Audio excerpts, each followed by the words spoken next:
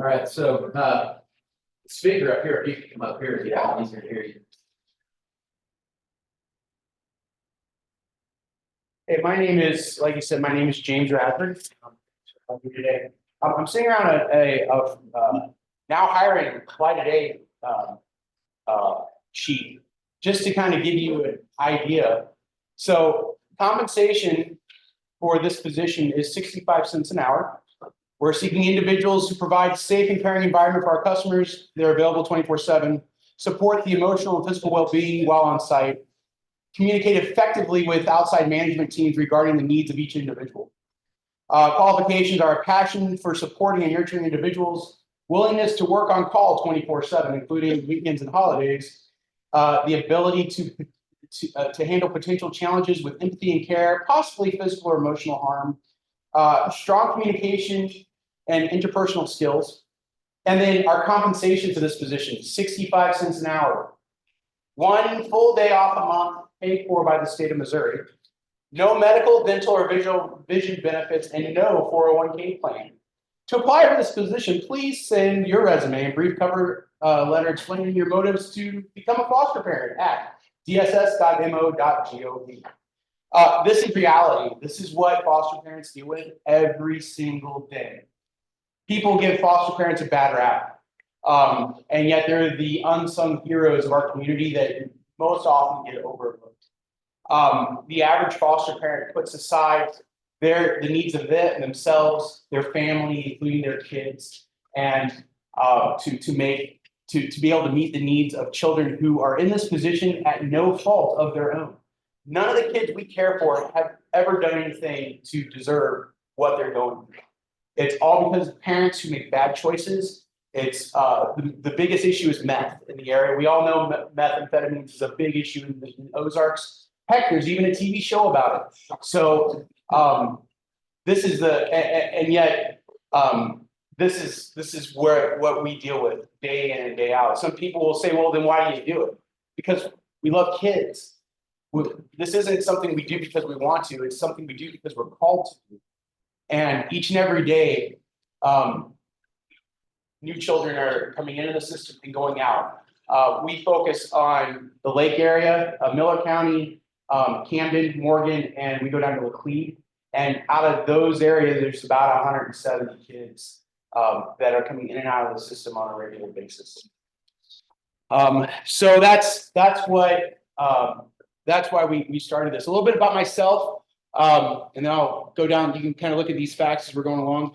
But my wife and I are originally from California. We were priced out of the market, so we were refugees of the state. And so we had some options. Number one, we couch surfed for 3 months, staying with friends and family, homeless, while we tried to figure out how to get a home because our landlord decided she wanted more money than what we could afford. So one night, at our lowliest of low moment, my wife and I left our kids with her parents. We went out to eat. We sat down, and she asked me a very poignant question, looked me in the eyes, and said, "What does success look like to you now?" And I said, "Well, it doesn't look like what we're doing right now. It doesn't look like you and I both working 9-to-5 jobs and still not being able to afford a place to live." I said, and she goes, "Well, what if we go ahead and buy an RV and hit the road?"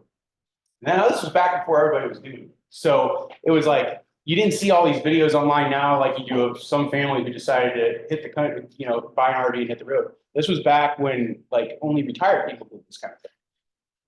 And I looked at her, I said, "Are you my wife? Who are you? Like, this isn't your kind of thing. This is my kind of thing." But, when sometimes the Lord speaks, and when it's through your wife, you listen. So I said, "All right, let's do it." So we sold everything we had, cleared out our storage unit, and we hit the road. Luckily, I had a little cleaning business at the time that by the time the pandemic was over it was janitorial service. We were servicing 5 states, had about 105 workers across those 5 states doing contract cleaning. But that's what got us out on the road. So the only stipulation my wife said was, when we do this, that's fine. We'll go wherever the Lord leads us, but we're not staying in Missouri. We're not moving to Missouri. It's not a thing. And because that's where all my family is, and she wanted to be somewhere else besides Missouri. Well, here we are in Missouri. So don't ever tell God you're not going to do something. So we hit the road. We traveled across the country for 2 years. And then one day we found out about this organization up in Harrisburg, Missouri, north of Columbia, called Coyote Hill Children's Home. And they were looking for a family to come in to do what they call respite care. So we checked it out, and we moved in 2 weeks before the pandemic. And all of a sudden we were stuck at Coyote Hill with all these kids on lockdown, trying to figure out what the heck the world was going to look like. And that started our desire for fostering kids. We went through most of that year as a support family. We went in and did respite care for all the families that live on the hill. Coyote Hill, they have 8 homes. Each home is staffed by a husband and wife and their family and their kids. And then each home has anywhere from 6 to 8 kids in that home outside of the bio kids. So we cared for about 56 kids on the hill from the time the pandemic started until that August, when we ended up taking one of the homes on. And then we had 4 teenage girls, we had 2 8-year-old boys, plus our 3 kids.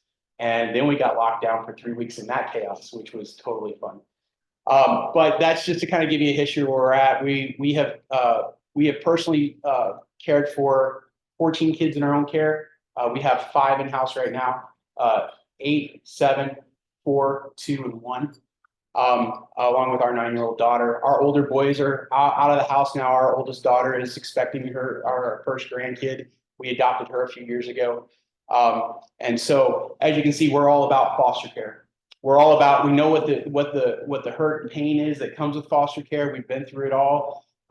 It's hard. It's hard work. Our goal is to be able to be a part of helping other families in the community to be able to be successful with this. So down some of the facts, as you can see, like I said before, it's not about the money. 65 cents an hour is our average pay per hour. Actual cost to care for a child is $1.82 per hour. 45% of foster children live in a non-relative foster family home.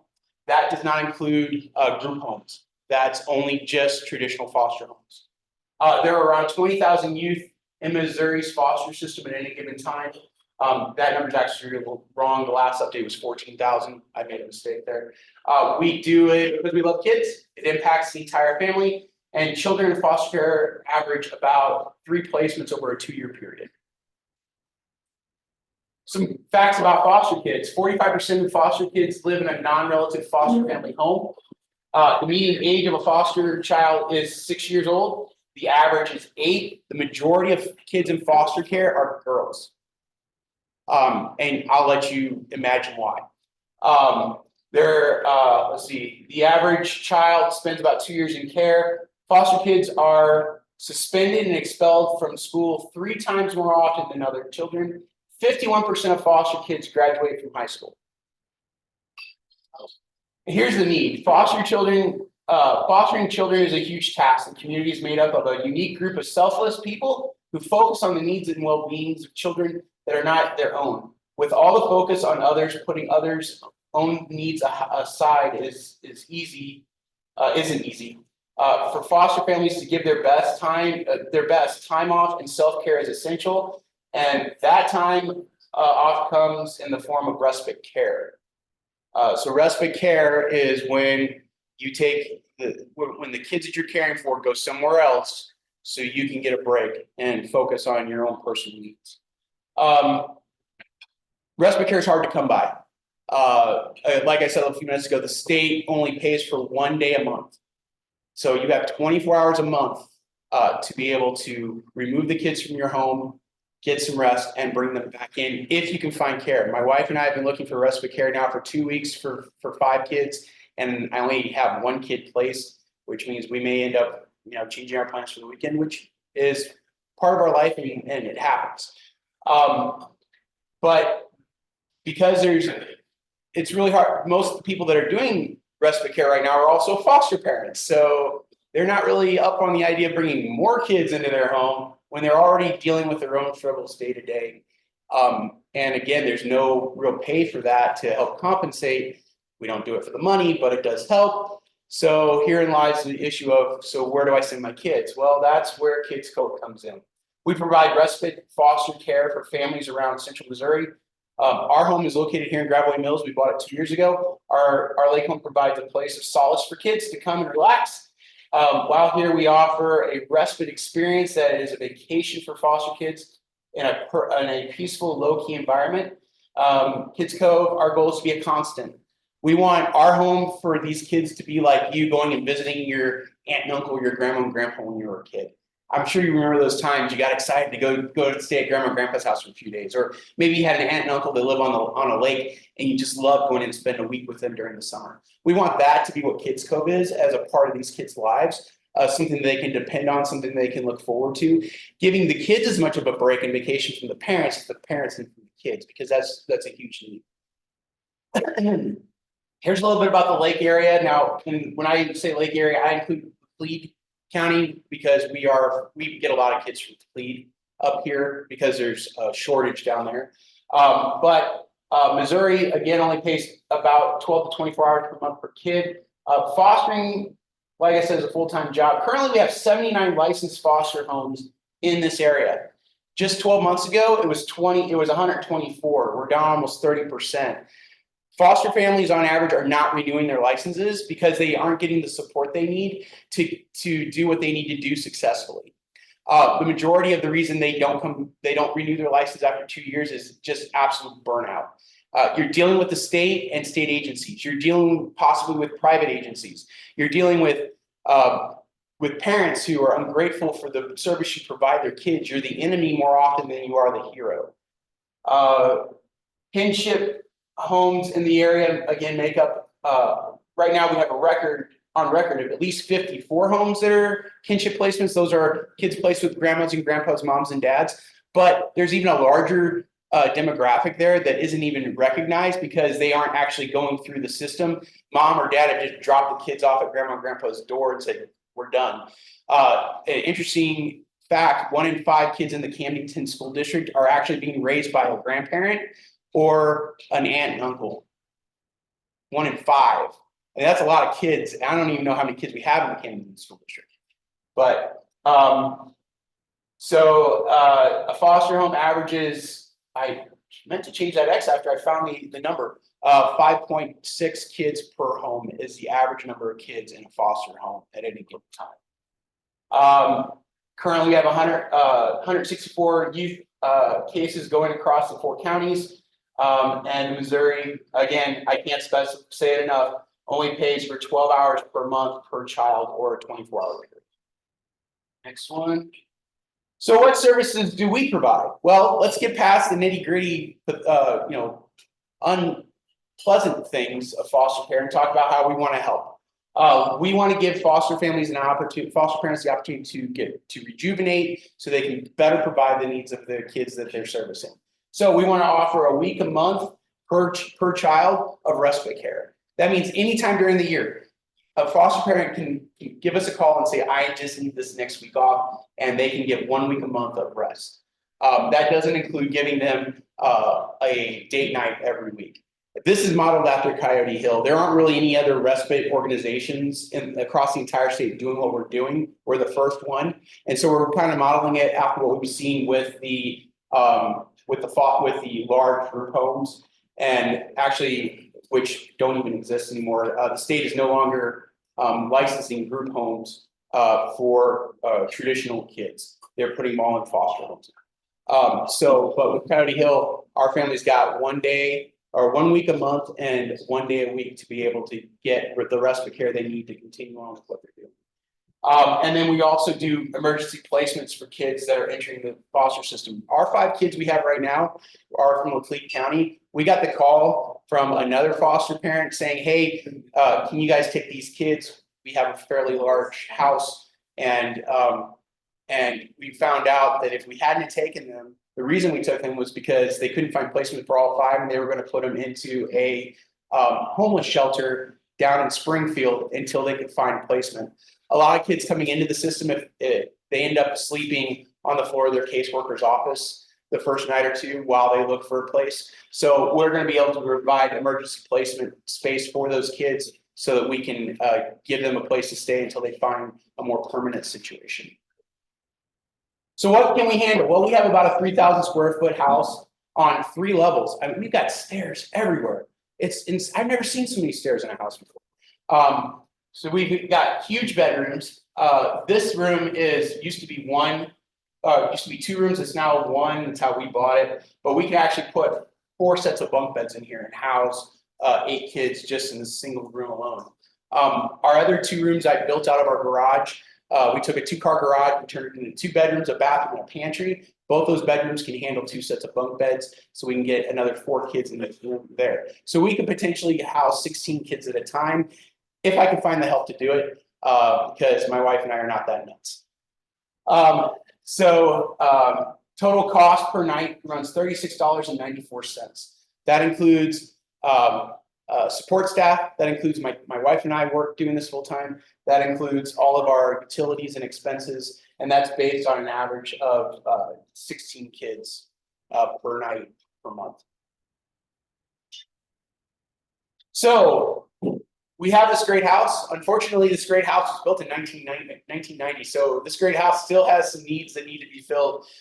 We have an upper deck that needs new boards. Our sewer system was shut down by the county because it didn't meet code. And we only found that out because after we bought the house, we noticed there was a leak down this puddle of water that kept showing up down on in our yard. Well, we're new to home ownership at this point, so I had no idea what it was. Come to find out, it was the leaking sewer lines from the laterals.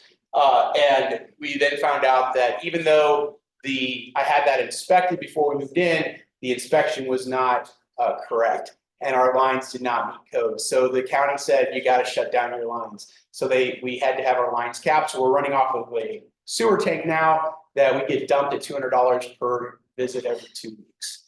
We're looking to get a water well. Right now we're on a community well, which works okay, but when we want to have things like sprinklers for kids to play in, and we've got a big, I'm working on building a swim pond that's a little safer than kids swimming in the cove. We have a very narrow, shallow cove, and so during the summer it looks like an ocean. These huge waves hit the shoreline. You would think you were like on the Pacific coast. It's insane.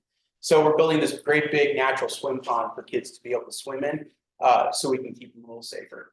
And then we're looking to fence the entire properties, not necessarily to keep people out, but to keep our guests in. So keep everybody safe. Plus, we got to put one in the pond. Our goal is to turn our home into a vacation spot for these kids. We want it to be a mini resort. So we're working on getting toys for the playroom. I just got a call. Kiwanis Club, part of their fundraiser or toy drive this year was they're filling our playroom for us. So I got to go pick up those toys this afternoon. Fortunately, my pickup truck's not here yet, so we'll see how that goes. Like I said, working on the swim pond. We're hoping to put up a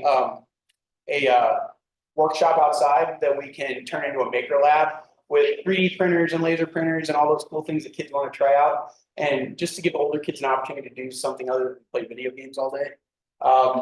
We're going to look to get more recreational items outside, being able to take kids kayaking and stuff like that, fishing equipment, hopefully one day a pontoon boat so we can give kids that experience of, what lake life can be. So those are just a few ideas. And then, the big one, which wasn't on there when I built this slide, we're in the process of getting together, but we need to build a playground since it's Kids Cove, we got to have a pirate ship. That's the only way it makes sense. So I actually have a packet for Home Depot, which you said you worked at Home Depot, with me today that I can hand off to you about our pirate ship plans to see if we can get some funding to get that pirate ship built. And I had no idea. I don't even know what you do at Home Depot. Actually, one of our members that just applied, she does all the charity for our store, so I will be that. Love it. He'll send me a trip today. So how are we gonna build this, or how are we gonna make this thing happen and get families to bring their kids? That's really not a problem. I started kind of dry marketing this, back in August, and people were asking if they could drop their kids off next week. So unfortunately, we won't be ready till next summer, but these are some different ways that we'll be able to reach out to the community. We've already talked with the foster FAM. I can never get it right. You've probably seen their signs. They're a foster and adoption agency here in the area. They work with families. FMCFA is the initials, but they're one of the largest in the region that works with foster families. So they're going to be working with us to bring kids in for care. And we'll be doing, there it is, working with Mid-Missouri Foster Agency. So revenue streams, well, that's the big one right now. The state will provide about, I think it was $32 per kid per day. Doesn't really work out to a whole lot. It should make up about a quarter of our total income for the year. And then doing what I'm doing now, getting over, trying to connect with people, let people know what we're doing, show them what the need is in order to build community support. That's really the only way this is really going to work, is community support.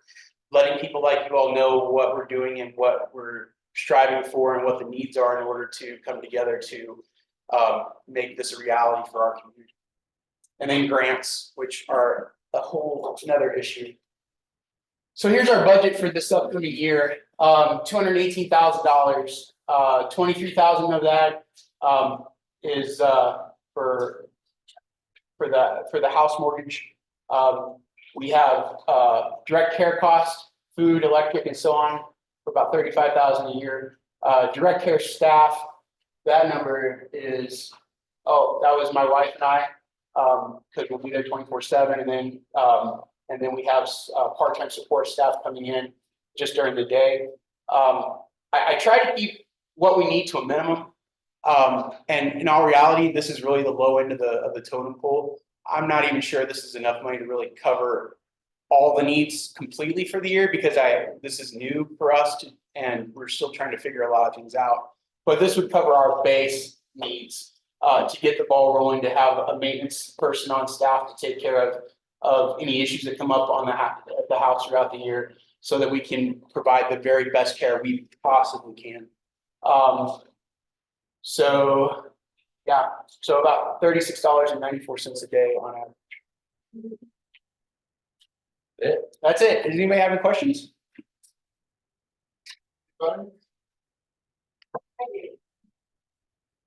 The family members, how often do they try to get back in touch with the children, and how difficult is it being the foster parents and the biological family members trying to get their children back? It's hard from the standpoint of a foster parent, because a lot of times you see what the family looks like and you see what the options are for the kid, and you go, why did we even spend all this time caring for these kids and helping them out? My wife and I are we're trauma trained, trauma informed. So everything we do in care is all based on trauma care. Our goal is to help heal the trauma as much as we can while we're there. So it's not just providing a bed. So when you spend all that time, we had a little girl, actually she just left yesterday. Perfect example. It's part of the sibling set that we have of 4 that we brought in. She was separated out from them to go live back with her grandma. The problem is the grandmother is the mother of the person that did the abuse in the home. And so he had to move out before they came in, but you can see a lot of the traits in him. You can kind of see abuse is not something that just comes out of a kid. It's generational. So if the son is abusing the daughter, there's a good chance that the mother was abused or the father were abusing the son. And so it was hard for us to let this little girl go back into this environment and we just have to leave it in the hands of the powers that be and say, well, they're going to be watching her. They're going to have people in there regularly. They're going to make sure dad's not in the house, except on regular scheduled visitation days, and hope for the best. But it's hard from that standpoint. I don't know if I answered the question. It's tough. A lot of these parents we have another little boy that we're hoping he gets to go back with mom. She was a meth addict. She was over in Ivy Bend area, and she lost him. We got him when he was 7 weeks old. Literally in a parking lot of a Walmart is where we met to pick this little boy up. All I got was a text from my wife, "Hey, I'm going to pick up a kid." I'm like, "What the heck are you talking about? You're going to go pick up a kid." But that mom has worked really hard. She's taking responsibility for her mistakes, and she's trying to rectify it so she can get her son back. Fortunately, there's not as many families that are doing that as what should. So. Well, thank you for what you do. Too weak for you too to pick a